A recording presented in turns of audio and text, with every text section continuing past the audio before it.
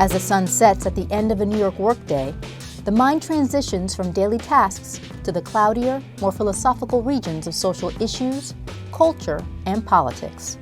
In a democracy, every perspective on the world is important, and people in art and culture have surprising bodies of knowledge that can shed fresh light on today's reality.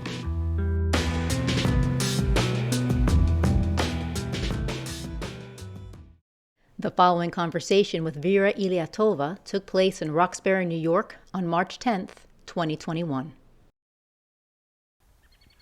Vera Iliatova is a Soviet-born artist who immigrated to the United States at the age of 16. Her dark, brooding landscape paintings, often foregrounded with an array of fresh-cut flowers, act as stage sets where teenage girls perform mysterious dramas drawn from the artist's memory and imagination. Vera, tell me how your family came from St. Petersburg to New York. My mother wanted to leave Russia. My family is Jewish, and she was a single mom with 2 kids. So she was planning on leaving, but she didn't quite know how. Mm-hmm. So she actually came to New York on vacation for 1 month. So she took a suitcase with her with summer clothes, and she came to New York. And then she called us up and she said, "I'm not coming." And so then it was my brother and I, that was Leningrad at the time. So our first reaction was we immediately stopped washing dishes. I was 15, my brother was 20. He was a college student, university student. So she said, just, prepare that you will come here eventually, but for a year we'll live by ourselves. And that was also during the time, where there were lines to the supermarkets. This is still during communism, right? Yeah, it was the last year of communism. Mm-hmm. Then we got visitor's visa. We kind of defected as well. But it was funny because we knew that we were coming to stay, but we could only bring with us like a suitcase. Looked like you were coming for a month exactly. or something. I was trying to get my mom's most valuable things. So I arrived to JFK. I was wearing her fur coat and her diamond earrings and her, because she left everything. She only brought swimming suits with her. You were like a vision of the coming Russian billionaires, right? They didn't have them yet. This was right. I was the pre-vision of that. Yes. But I remember because I watched so many American films, I was really expecting, okay, I'm in the United States. There's going to be my boyfriend and the convertible car, pulling up to the airport. And then we moved to Brooklyn. It was not at all what I was expecting, Right. Was there an allowance for certain people to leave? There was. Soviet Union at that time? By the time we wanted to leave, you couldn't just decide to leave. You had to have relatives here that will bring you over, because at that point they just kind of cut down on the amount of people that they would allow. And we didn't have any relatives here, So my mom, when she stayed here, she just, she's a scientist, she's a PhD, but she didn't speak any English, so she just got a job as a companion to this elderly woman in Brooklyn. Somebody gave her a winter coat, because she was completely not prepared, Right. So it was a little bit of a wild adventure, Yeah, no, I mean, I think one of the hardest things is being dropped into another culture with a different language. So you want to talk about how you progressed through that? I studied English since I was in the 2nd grade, but it was British English from a Russian teacher with a very Russian approach. Means that you have to learn all the grammar before you're even allowed to speak a sentence. So I was so afraid to speak, and I couldn't quite understand. I thought American English sounded so beautiful. Like my classmates, they would talk with a bubble gum in their mouth, and I was like, this is so beautiful, but I had no idea how to talk like this. I remember my first day at school, I was introduced to my class, and obviously I memorized what everybody was wearing, because in Russia at the time, you never changed, you only had one set of clothes that you just wore all the time. So I didn't look in anybody's faces, but I memorized everything that they were wearing. And then the next day I couldn't find my classmates because they were all wearing different things. And then there were some people who never repeated an outfit for the whole year that I've been there, which I thought was how is that, what is the size of that closet, that would have something like this going on. Right. So you're immediately immersed in all of this peer pressure to buy a lot of things and have the latest thing and all of that. It was the last days of Soviet Union, and the gap between what I knew and what was happening in the United States was gigantic. So I couldn't even comprehend it. I couldn't read any of the signs. And so much of your work is about displacement. I mean, the paintings you do now, and I don't know how long you've been doing that kind of theme, narrative feels like someplace, but also nowhere at the same time. And is that something you started pretty early on in your painting career? Is it something you started at Yale already? I was always interested in narrative because I love to read and I love film. So storytelling was something, in Russia I thought I was going to study literature. Obviously when I came here, my language was nowhere. But my work really started as a lot of self-portraits. It kind of felt like, everything is so uncertain, but I can look at my face in the mirror. The models in the paintings you do now, I mean, they look different from each other, but in some ways they're different aspects of yourself, right? Yeah, or aspects that maybe I wish were part of myself. I think the work is changing because the characters are staying similar age, but I'm not. I'm becoming older, so I'm trying to figure out what that means, So it became from being what I thought was my peers, a projection of me, to now it's more like a certain sense of wistfulness, and maybe memory. I'm always very backward looking, and I've asked myself a lot about the question of nostalgia, which tends to be a bad word, and I don't know if it's just a bad word in English because our culture doesn't like anything that looks to history or behind us. Yeah, I think when I was an undergraduate, when I first started painting in United States, people would say, your paintings are so dark, nostalgic. That was a very bad word, like nostalgic. And I was always trying to get away, like brighten the color, but I couldn't really get away from it, Right. But then I just decided to embrace it. And I think right now in the United States, with all these television shows that are set in... It's very dark now. Yeah. It seems like maybe the times have caught up with your sensibility in a way, and just to theorize, maybe at the time in Russia there was a sense of something ending, like a civilization that was ending or something, but we're definitely feeling that here now in our time. Yeah, there is a sense, and my mother always says, like, there are too many similarities that I'm starting to notice. There is still this sense of freedom here that is, especially now, is not possible in Russia.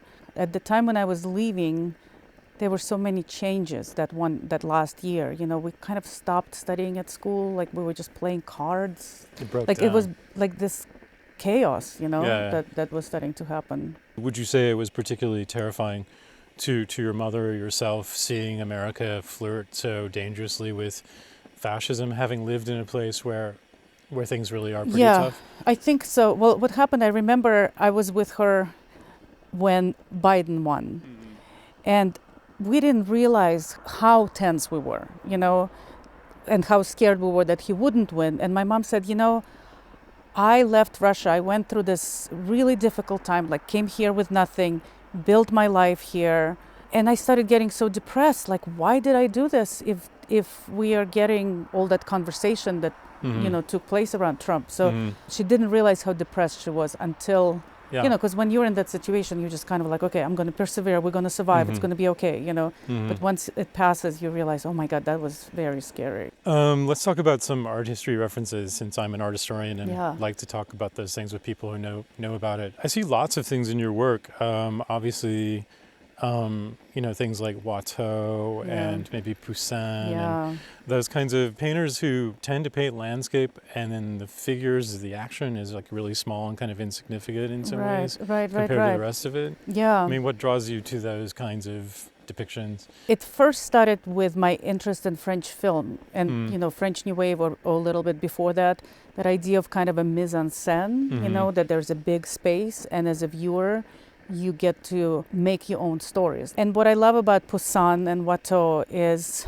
there is that mise en scène, you are in the world, but then you can kind of choose which part of the world you get involved with. And I don't know why, but it's so exciting for me. The artifice of it. Yeah, artifice, yeah. There's also this kind of darker note. I mean, I even see notes of, I'm talking about it like it's wine or something, notes of Balthus and also Darger even. I mean, the Vivian girls in these battle scenes, and right. Balthus, there's a kind of short skirts, and but obviously it's very different when it's treated by a female artist. Right. But this kind of idea of innocence gone wrong a little bit. Yeah. You had an interview somewhere and you said you liked like Deborah Turbeville's photographs and also Francesca Woodman. Yeah.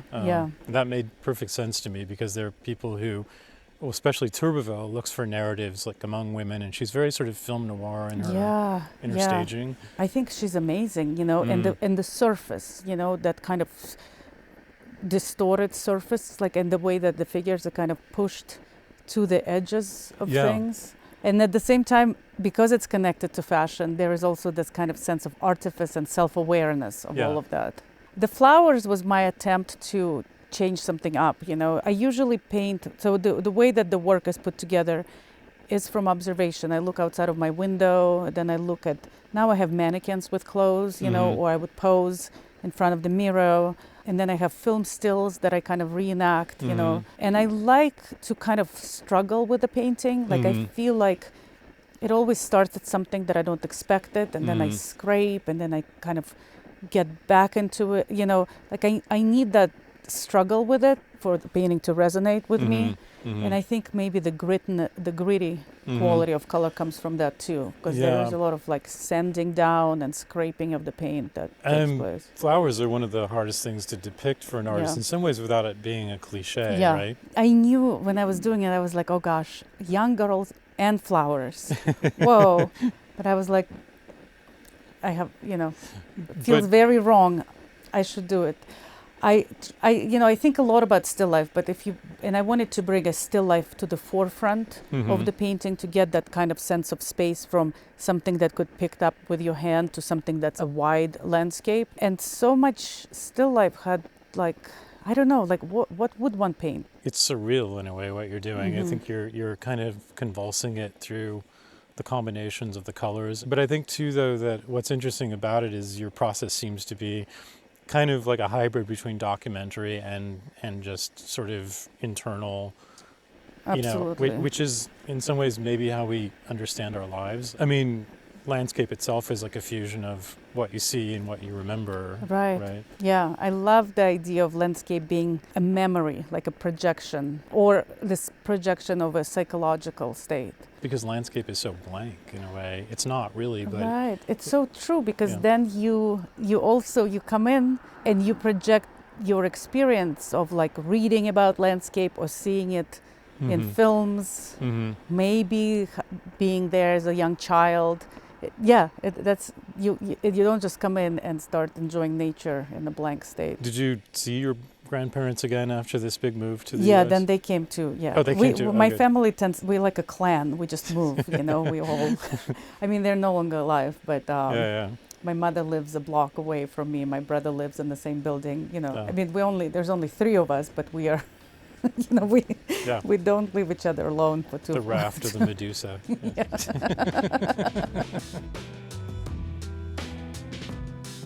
Vera Iliatova will have a solo exhibition at Fahrenheit Madrid in November 2021. Her work will be shown at Natalie Clark Gallery in New York City in early 2022.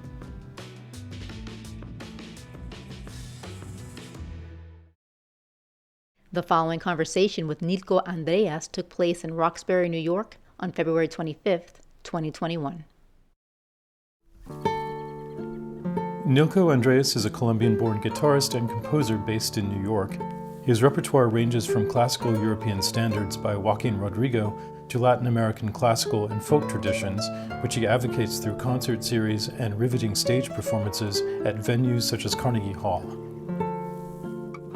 Nilco is not a common Colombian name. It's even though it's a native Colombian name, but it's not common at all. My father told me the story that Nilco was supposed to be the last leader, the last prince of the Tairona tribe in the Caribbean coast of Colombia. He had a revelation one night, so he had a feeling that something terrible was going to happen, like the end of the world was about to happen. So he told all his people that they should kill themselves. So they commit like a huge suicide, and then he was the last person to be alive, and then he killed himself. So that's the story. And that happened right before the Spaniards arrived into the continent. Pre-Colombian, yes. Yeah. And so for some reason your parents looked at this little baby and they thought, this looks like someone who will lead a mass murder. Is it?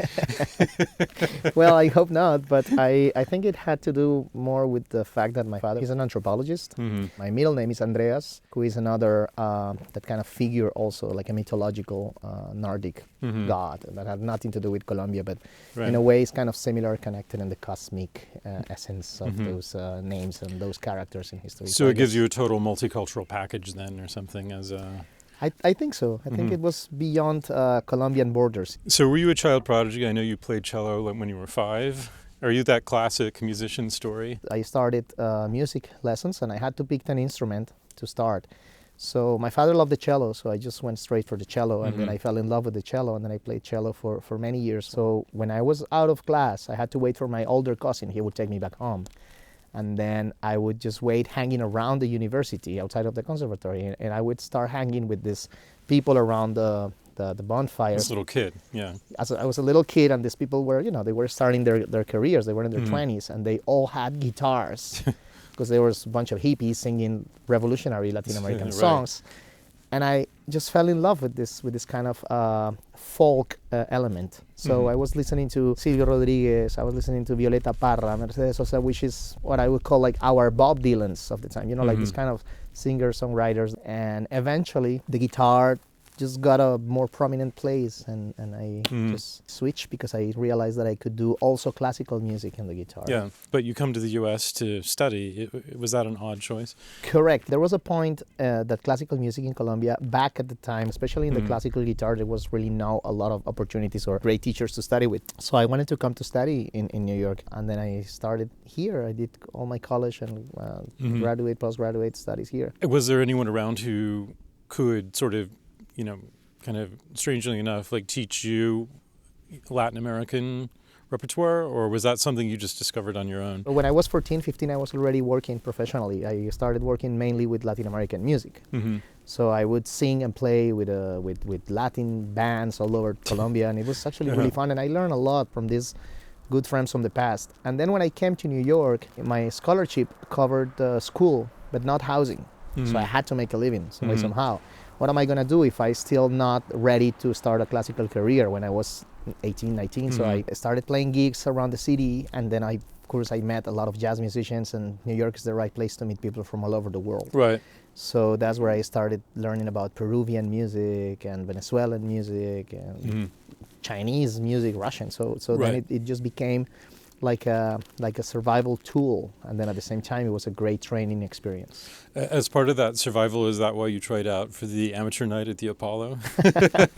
Wow, what a story. Well, that was actually pretty funny. I had just started the school, and I was walking in front of the Apollo, and I saw that they had some, now I know it's very famous, but I didn't know at the time what amateur night was. So basically you just, I'm here, what do you know? I mean, what can you do? So they give you the stage, and then they take you off the stage as soon as they see that you're not good enough, or people boo you. Right. So I started playing some classical fancy piece, and then people were very attracted for like 30 seconds. And then I felt that they started making some noise, so I quickly switched to do something more like upbeat, more like flamenco kind of like, or trying to have an attitude and be strong. And then they kind of liked it, and I could feel the energy of the audience, how they were reacting. And then at some point I started feeling the booing, and then I just out of the blue started singing like, yes. So basically it was like a 2 minutes and a half or maybe 3 minutes of just like improvising and feeling the audience. That was a great experience. And I think I discovered something that day, because I kind of became good at it, like to just reading audiences and see what is it that they would like to hear at a given moment. Yeah.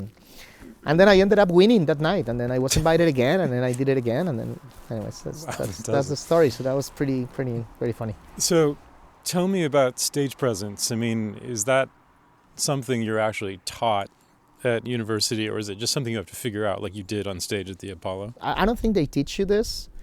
And actually, I think they should, in a way, because I have this conflict when I'm teaching my students in Colombia or when I'm teaching in other places, that they, the role of the artist is like you should be recognized for the quality of your art, not for how you behave or how do you look. But I think especially nowadays, I mean, it has a little bit to do with that kind of confidence that you project. Right. And I have learned that the way you feel is really the way your audience is going to feel. If you play great, that's awesome. But if you're nervous, then your audience is going to suffer that nervousness. So you want them to feel happy. You want them to feel confident. And the only way you're going to really communicate those energies is by you being confident about it. So I remember Horowitz, the great pianist, they used to say, I can't forgive somebody that makes a mistake. It's normal, but I cannot forgive anybody that does it without passion. And I think at the end, that's the most beautiful thing about art. Like sometimes it's not about what you could explain or intellectually understand about a painting or a book, or a movie. It's just about what it made you feel. And at the end of the day, isn't that what we really want? Something that makes us feel deeper than just something that is aesthetically beautiful. Right. It would be great if we could go beyond that. Yeah, like an Edith Piaf or a Billie Holiday, or not classically trained certainly, but just personality. Absolutely. Strength and personality. And I think that's what I've learned by being in touch with folk music and jazz friends and gypsy energies.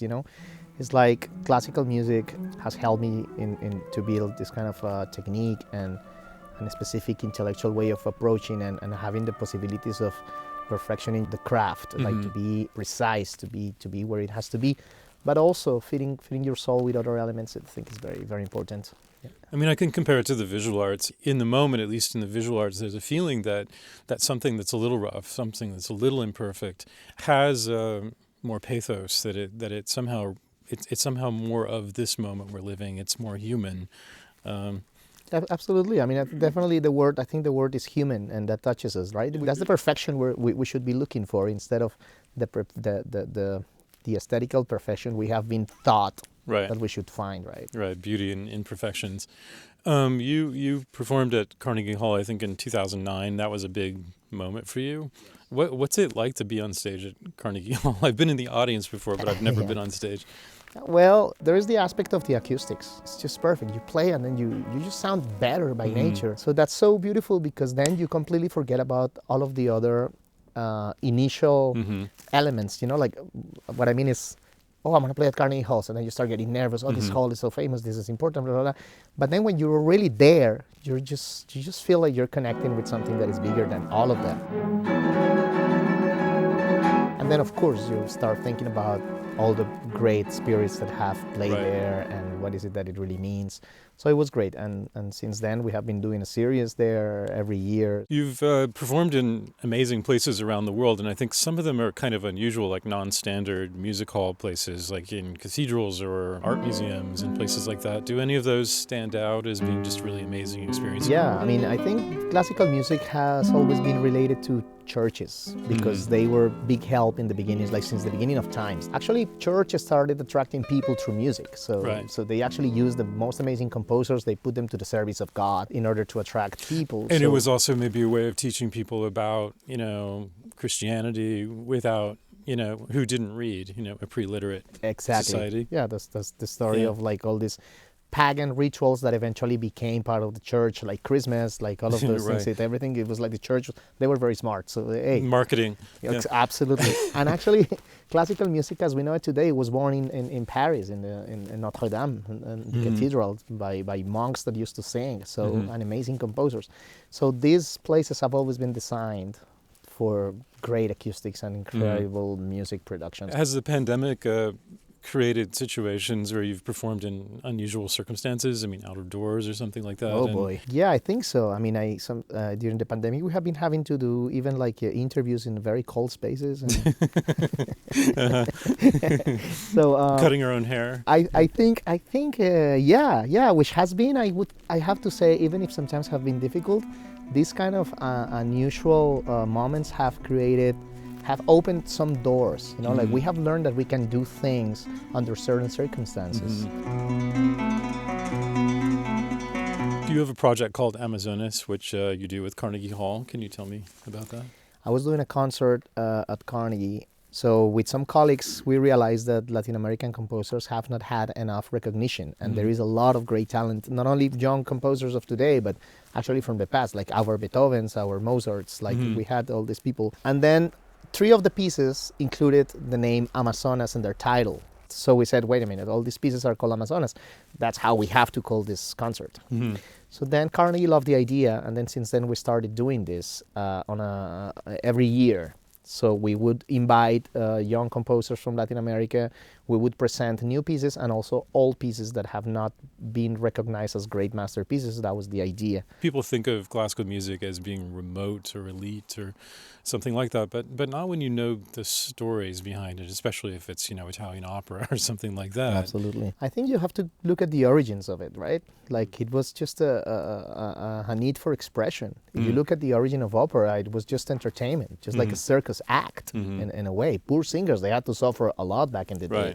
So something that was not part of the church, like the music of Bach and Vivaldi, Telemann, it had to be, it was more for the people. It's a little bit like art museums, and maybe they feel a little apprehensive about crossing the threshold into the institution. It feels intimidating to a lot of people. But if you take it to the street, that's the way maybe to meet the audience. Yeah, absolutely. And which I think it's also something good about the pandemic. I mean, I heard that New York, for example, right now, they're sponsoring artists, and now you are allowed to legally charge for tickets for a street concert. You have to apply and go through a process, but I think that's a great thing. I'm just really excited to see what's going to happen. I mean, my own friends that play at the Met Orchestra, they're playing on the streets. So it's kind of like, I don't know, the world is changing. I like that.